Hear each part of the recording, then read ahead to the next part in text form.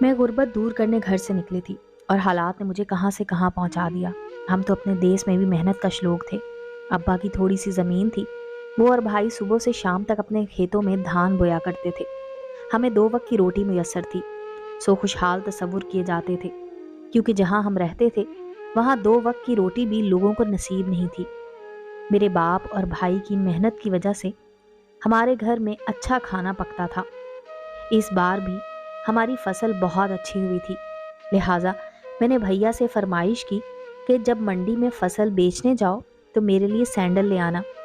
تیرے لیے سینڈل لاؤں گا اور چوڑیاں بھی، تو فکر نہ کر، اس نے جواب دیا تھا۔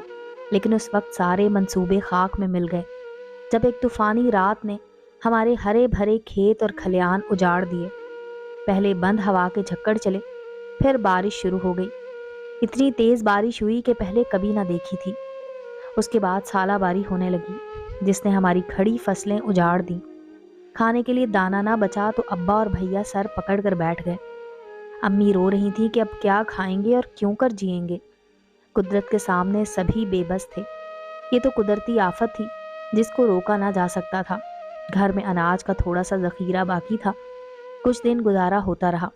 اب نئی فصل کے اگنے اور اس کو منڈی میں فروخت کرنے میں بہت وقت درکار تھا۔ اناج ختم ہو گیا تو ابا نے بھائی سے کہا کہ تم کوئی نوکری ڈھونڈو، فصل تو موسم پر ہوگی، اتنے دن کیا کریں گے۔ بھائی شہر چلا گیا اور اس کو ایک نوکری مل گئی۔ وہ ہمیں گزارے کے پیسے بھجوانے لگا، مگر بازار کے کھانے سے اس کی طبیعت خراب رہنے لگی تھی۔ اماں کو علم ہوا تو بیٹے کی فکر سے بیمار رہنے لگی۔ تبھی ابا نے بھیا کو سندیسہ بھجوایا کہ آ کر ماں سے مل جاؤ، وہ تمہاری جدائی کے صدمے سے پریشان ہے۔ سندیسہ ملتے ہی بھائی اسی شام روانہ ہو گیا۔ اگرچہ اس روز موسم خراب تھا، ندیوں میں طغیانی کی صورتحال تھی، بارش ہو رہی تھی، راستے بھی خراب تھے۔ بھائی نے بس کا سفر چنا تھا۔ سڑک پر پھسلن اور جا بجا گڑھے تھے۔ دوران سفر بس کی راڈ کھل گئی یا کچھ ایسا ہوا کہ ڈرائیور گاڑی پر قابو نہ رکھ سکا اور وہ ایک درخت سے جا کر ٹکرائی۔ میرا بھائی بھی دیگر مسافروں کے ساتھ شدید زخمی ہوا۔ ابا کو اطلاع ملی، بھائی کو ہسپتال لے گئے تھے۔ ڈاکٹرز نے کہا کہ آپریشن ہوگا جس کے لیے بہت سے روپوں کی ضرورت تھی، جبکہ ہمارے پاس گھر میں 2 سکے نہ تھے۔ مجبوراً ابا نے زمین سستے داموں بیچ دی اور بیٹے کا علاج کروایا۔ اس کی جان تو بچ گئی مگر وہ ساری زندگی کے لیے اپاہج ہو گیا۔ زمین ہی تو ہمارا سہارا تھی، یہ سہارا بھی جاتا رہا۔ اب ارد گرد کے لوگوں کی طرح ہمارے گھر بھی فاقے ہونے لگے۔ ایک رات تیز بارش ہو رہی تھی کہ ایک شخص نے ہماری جھونپڑی کا دروازہ کھٹکھٹایا۔ ابا نے دروازہ کھولا۔ وہ بولا، میں نزدیک ہی رہتا ہوں، گھر جا رہا تھا کہ بارش آ گئی۔ آپ کی کٹیا میں روشنی دیکھی تو یہاں پناہ کے لیے آ گیا۔ رستہ بہت خراب ہے، اس لیے آگے نہیں جا سکتا، ایک رات کے لیے مجھے پناہ دے دو۔ یہ شخص کسی پڑھے لکھے کی مانند بڑی شستہ بنگالی بول رہا تھا۔ تبھی ابا اس کو اندر لے آئے۔ ہم جو روکھا سوکھا کھا رہے تھے اس میں کھانے والا اور شامل ہو گیا۔ اسے بھی کھانا دیا، وہ کھا کر ایک طرف سو گیا۔ میں بھی وہیں سو رہی تھی کہ باقی گھر بارش سے گیلا ہو رہا تھا۔ جتنی بار رات کو میری آنکھ کھلی میں نے محسوس کیا کہ وہ اجنبی جاگ رہا ہے اور میری طرف دیکھ رہا ہے۔ اس خیال سے میری نیند اڑ گئی کہ وہ کیوں ایسا کر رہا ہے۔ صبح ہو گئی، گھر میں امی اور میں پہلے جاگ جاتی تھی۔ ہم باورچی خانے گئیں، ماں نے قہوہ بنایا اور کہا کہ اس مہمان کو دے آؤ۔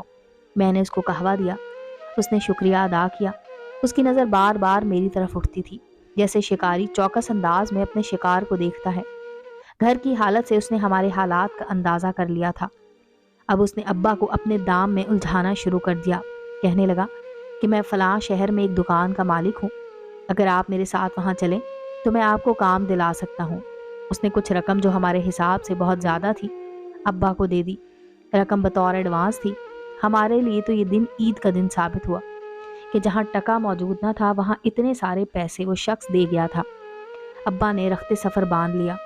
تب اس شخص نے کہا کہ اگر آپ اپنی بیٹی کو بھی لے چلیں تو میں اس کی تنخواہ بھی آپ کو ابھی ایڈوانس دے دیتا ہوں۔ اتنے سارے اور پیسوں کا سن کر میرے والد کی آنکھوں میں چمک آ گئی، جیسے کئی دن کا پیاسا صحرا کا مسافر سامنے سراب کو دیکھ کر خوش ہو جاتا ہے۔ یوں امی نے میرا سامان بھی ابا کے سامان کے ساتھ باندھ دیا۔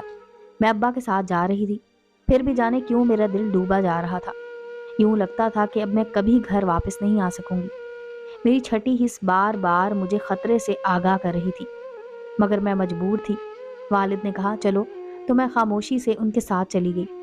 چلتے سمے گھر پر آخری نگاہ ڈالی، ماں کو دیکھا تو وہ رونا آ گیا۔ برا ہوا اس غربت کا کہ اس نے مجھ کو کہیں کا نہ چھوڑا اور دربدر کر دیا۔ شام کو ہم بس میں سوار ہوئے، ساری رات سفر کرتے رہے، صبح ایک شہر میں پہنچے۔ میں نے شہر پہلی دفعہ دیکھا تھا۔ اس نے ابا کو دکان پر ملازم کرا دیا اور مجھے گھر میں ٹھہرا دیا۔ کہنے لگا کہ فکر نہ کریں، یہاں عورتیں چمڑے کے پرس مشین پر سیتی ہیں، فیکٹری کھلے گی تو تم کو وہاں کام مل جائے گا، کچھ دن یہاں رہنا ہوگا۔ ابا نے گھر خط بھیج دیا تاکہ امی کو تسلی ہو، اور گھر سے جواب بھی آ گیا۔ یہی آدمی ہم کو گھر سے آئے خطوط پڑھ کر سناتا اور ان کی طرف سے جواب بھی لکھ کر بھجواتا تھا۔ اس شخص کا نام قاسم تھا۔ ایک روز اس نے بتایا کہ گھر سے خط آیا ہے، بھائی کی طبیعت خراب ہے، آپ کو بلا رہے ہیں۔ یہ خبر سن کر میں پریشان ہو گئی، کیونکہ حادثے کے بعد سے میرے بھائی کی طبیعت خراب ہی رہتی تھی۔ ابا کے پاس کرایہ نہیں تھا۔ قاسم نے ہی اپنے پیسوں سے ٹکٹ لے کر دیا اور سفر خرچ کی بھی رقم دی۔ میں رونے لگی۔ والد جا رہے تھے، میں نے کہا کہ مجھے بھی جانا ہے۔ قاسم بولا، بیٹی دیکھو، بارش تھم گئی ہے، ایک دو روز میں راستے صاف ہو جائیں گے اور فیکٹری کھل جائے گی، اور ضرورت مند خواتین کو انہوں نے کھپا دیا تو پھر تم کو نوکری نہ ملے گی۔ تم ذرا حوصلے سے کام لو، تمہارے ابا 2-4 روز میں لوٹ ہی آئیں گے۔ میرے رونے سے میرا باپ پریشان ہوا، مگر ٹکٹ کے پیسے بھی نہ تھے، سو میں ان کے ساتھ نہیں جا سکتی تھی۔ وہ مجبوراً آنکھوں میں نمی بھر کر چلے گئے۔ ان کے جانے سے مجھے یوں لگا جیسے یہ جہاں ہی ویران ہو گیا ہے۔ اداسی مجھ پر برس پڑی اور چھٹی حس کہہ رہی تھی کہ کچھ ہونے والا ہے۔ شام کو وہ شخص گھر لوٹا اور کہنے لگا، تیار ہو جاؤ، میں تمہارے کام کی جگہ دکھا دوں۔ میں مبادل نخواستہ تیار ہو گئی۔ کام کے لیے ہی تو اتنا لمبا سفر کر کے آئی تھی، اور اب ایک اور لمبے سفر پر جانا تھا۔ جب راستہ کسی طور ختم نہ ہو رہا تھا تو میں نے جان لیا یہ خیر کا سفر نہیں ہے۔ گاڑی کا سفر ختم ہوا تو ہم ندی کنارے پہنچ چکے تھے۔ اب لانچ کا سفر شروع ہو گیا۔ سمجھ گئی کہ ہم فیکٹری نہیں جا رہے، کسی دوسرے دیش جا رہے ہیں۔ میں لانچ میں اکیلی نہ تھی، کچھ دوسری عورتیں بھی کام کی تلاش میں جا رہی تھیں۔ وہ کہہ رہی تھی کہ فیکٹری شاید کسی دوسرے جزیرے پر ہے۔ ہم میں سے کسی کو معلوم نہیں تھا کہ وہ جزیرہ کون سا ہے اور ہماری منزل کہاں ہے، تاہم ہمیں لے جانے والے ضرور جانتے تھے کہ ہماری منزل کہاں ہے۔ جب لانچ کنارے لگی، پتہ چلا کہ ہمارا بنگلہ دیش نہیں، بلکہ ہم کو یہاں تک لانے والوں کا دیش ہے۔ یہ ہمارا پڑوسی ملک تھا۔ انہوں نے ہم کو ایک گھر میں بند کر دیا۔ دوسرے دن ایک آدمی ہمیں ایسی جگہ لے گیا جہاں ہوا کی بیٹیاں بیچی اور خریدی جاتی تھی۔ یہاں میری ہم وطنوں کی بولی لگائی جا رہی تھی۔ خریدنے والے قیمت دیتے اور کسی جانور کی طرح اپنا خریدا ہوا مال ہانک کر لے جاتے۔ یہاں کوئی چہرہ شناسا نہ تھا۔ مجھے ایک ایسے شخص نے خریدا جو بیوی بنا کر عورتوں کو مشرق وسطی ممالک میں لے جاتا تھا اور وہاں باندی کے طور پر فروخت کر دیتا تھا۔ اس سے مجھے جس دوسرے شخص نے خریدا، وہ دن بھر مجھ سے کام لیتے اور رات کو جانوروں کے باڑے میں بند کر دیتے۔ انہوں نے مجھے طبیلے میں سونے کی جگہ دے دی تھی۔ میں نے وہاں انتھک محنت کی اور کئی ماہ قید رہی۔ اس دوران مالک جب چاہتا مجھ سے اپنی خوابگاہ کی رونق بڑھا لیتا۔ میں تو ان کی خریدی ہوئی باندی تھی، بھلا میرے اور کیا حقوق تھے؟ سب حقوق تو اسی کے تھے۔ جب اس شخص کا مجھ سے دل بھر گیا تو کہیں اور میرا سودا کر دیا۔ آہستہ آہستہ میری شناخت گم ہوتی گئی۔ میں تو یہاں فریاد بھی نہیں کر سکتی تھی، ان لوگوں کی زبان سے نابلد تھی۔ جو کچھ ہی آپس میں گفتگو کرتے میں سمجھ نہ سکتی تھی۔ اب جس نے مجھے خریدا وہ بال بچے دار آدمی تھا اور اس کی بیوی بیمار تھی۔ گھر میں بیوی کی دیکھ بھال کرنے والا کوئی نہ تھا۔ اس نے مجھے بیوی کی دیکھ بھال کی خاطر خریدا تھا۔ میں سارا دن اس کی بیوی کی خدمت کرتی، پھر بھی شکر کرتی کہ اس کی عورت اور بچوں کی خدمت کرتی ہوں، مگر میری عزت تو محفوظ ہے، میری روح پر تو کوئی تشدد نہیں ہے۔ کچھ ہی عرصے بعد اس شخص کی بھی نیت خراب ہو گئی۔ میں اس کے لیے بھی خریدا ہوا مال تھی، میں اس کی ملکیت تھی۔ میں یہ اذیت کب تک برداشت کرتی؟ ایک رات اس کے بچے نے دروازہ کھلا چھوڑ دیا اور مجھے بھاگ نکلنے کا موقع مل گیا۔ شب بھر کے سفر کے بعد میں سڑک پر پہنچی۔ ادھر سے مسافروں کی بس کا گزر ہوا۔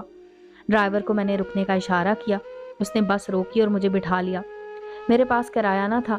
ایک مسافر نے میری شکل کو بھانپ لیا تھا، اس نے میرا کرایہ دیا۔ وہ ایک پاکستانی تھا۔ میں نے اس کو اپنا احوال مختصر بتایا۔ اس نے کہا کہ اس ملک کا قانون ہے کہ میں نامحرم عورت کو نہیں رکھ سکتا اور نہ ہی اس کے ساتھ سفر کر سکتا ہوں۔ جہاں میں کام کرتا ہوں وہاں کچھ بنگالی ہیں، وہ تمہارے ہم وطن ہیں، تم ان کو اپنی بپتا کہو، ممکن ہے وہی تمہاری مدد کریں۔ وہ مجھے بنگالیوں کے پاس لے گیا، جہاں مجھ کو وہی بھارتی دلال نظر آیا جس نے مجھے پہلی بار کلکتہ میں بیچا تھا۔ اس نے مجھے اور میں نے اس کو پہچان لیا۔ وہ مجھ سے معافیاں مانگنے لگا، بولا اس بار اعتبار کرو، میں تم کو تمہارے والدین کے پاس پہنچا دوں گا، کیونکہ میرے سوا تم کو وہاں اور کوئی نہیں لے جا سکتا۔ تمہارے پاس تو پاسپورٹ بھی نہیں ہے، تم گرفتار کر لی جاؤ گی۔ یہاں کے مقامی بہت سخت لوگ ہیں، ان کے ہتھے لگ گئی تو پھر سے تم کو تمہارے سابقہ مالک کے حوالے کر دیں گے۔ یہاں کے تھانے میں بھی کوئی تمہاری بات کو نہیں سمجھے گا، اور نہ ہی تم کو ان کی زبان سمجھ آئے گی۔ مرتا کیا نہ کرتا اور کہاں جاتی۔ اس دلال نے دبئی لا کر پھر سے مجھے فروخت کر دیا۔ جس نے مجھے خریدا تھا وہ برا آدمی نہ تھا، اس کو بس ایک خدمت گار کی ضرورت تھی۔ گھر پر ملنے اس کا ایک پاکستانی دوست وحید آیا کرتا تھا۔ ایک روز مجھے وحید سے بات کرنے کا موقع مل گیا۔ میں نے اس کو اپنی کہانی سنائی اور مدد کی درخواست کی۔ وہ بولا، میں ضرور تمہاری مدد کروں گا، مجھے اپنے دوست سے بات کرنی ہوگی، کیونکہ میں دوست سے غداری نہیں کر سکتا۔ اس نے دوست سے بات کی جس نے مجھے خریدا تھا۔ وہ بولا، اگر تم اس کو لینا چاہتے ہو تو لے سکتے ہو، ورنہ میں کسی اور کے حوالے کر دوں گا۔ بہرحال پاکستانی بھائی نے اس شرط پر مدد کا وعدہ کیا کہ وہ کسی شریف آدمی سے میرا نکاح کر دے گا اور میں کسی کی بیوی بن کر اس کے ساتھ عزت کی زندگی گزاروں گی۔ میں نے یہ شرط قبول کر لی تو وہ مجھے اپنے ساتھ پاکستان لے آیا اور یہاں ایک خوشحال دیہاتی کے ساتھ میرا نکاح کرا دیا، جس کی بیوی فوت ہو چکی تھی مگر اس کے 3 لڑکے تھے۔ اس کا نام جہانیہ تھا۔ وہ صحت مند اور خوش شکل آدمی، لیکن عمر میں مجھ سے کافی بڑا تھا۔ اپنے سے بڑے عمر کے شخص کو قبول کرنا اب میری مجبوری تھی، کوئی ٹھکانہ جو نہیں تھا، اور پاکستانی بھائی سے وعدہ بھی کر چکی تھی۔ میں نے نکاح تو کر لیا مگر دلی خوشی نہیں ملی۔ پھر بھی ایک گھر اور تحفظ دینے والا جیون ساتھی ملا تھا۔ میں سمجھی اب میرا سفر ختم ہو گیا ہے، لیکن قسمت میں سکون بھی نصیب والوں کو ملتا ہے۔ شوہر تو محبت بھرا سلوک رکھتا مگر اس کے بچے سیانے تھے، وہ مجھے قبول نہیں کرتے تھے۔ ستیلے لڑکوں نے مجھے ستانا شروع کر دیا۔ وہ میری جھوٹی شکایتیں باپ سے لگاتے تھے تو میرا شوہر کہتا کہ تم میرے لڑکوں کا خیال رکھا کرو اور ان کو شکایت کا موقع نہ دینا، ورنہ میں تمہیں طلاق دے دوں گا۔ میں اتنی بھٹک چکی تھی کہ اب کسی صورت طلاق لینا نہ چاہتی تھی۔ جو بھی سلوک بچے کرتے چپ چاپ سہتی اور سوچتی کہ شریف آدمی اور اس کے گھر کی چھت تو مجھے ملی ہوئی ہے۔ گھر کی 4 دیواری اور عزت کی روٹی بھی بڑی نعمت ہے۔ شوہر کے لڑکے مجھے اپنا دشمن سمجھتے تھے، لیکن میں تو انہیں دشمن نہیں سمجھتی تھی۔ آخر وہ دن آ گئے کہ مجھے سکون نصیب ہو گیا۔ لڑکے بڑے ہو گئے تو ان کو عقل آ گئی۔ اب وہ مجھے نہیں ستاتے تھے بلکہ میرا خیال رکھتے تھے، کیونکہ ان کو کھانا پینا وقت پر ملتا تھا۔ میں ہر طرح سے ان کی خدمت کرتی اور ان کے سب کام کرتی تھی۔ دکھ کے دن آخر کار تمام ہو گئے۔ لڑکوں کی شادیاں ہو گئیں، ان کے بچے ہو گئے۔ میں نے ان کی پرورش بھی مدد کی، ان کی بیویاں مجھے چاہنے لگیں۔ شوہر وفات پا گئے تو انہی ستیلے لڑکوں نے مجھ کو سکھ دیا اور زمانے کے سرد و گرم سے بچایا۔ وہ اب مجھ کو سگی ماں کی طرح سمجھتے اور عزت کرتے ہیں۔ سوچتی ہوں اگر یہ میرے نہ بنتے تو اس بڑھاپے میں کہاں جاتی۔ اپنوں کو تو کھو چکی تھی، اب ان سے ملنا محال تھا۔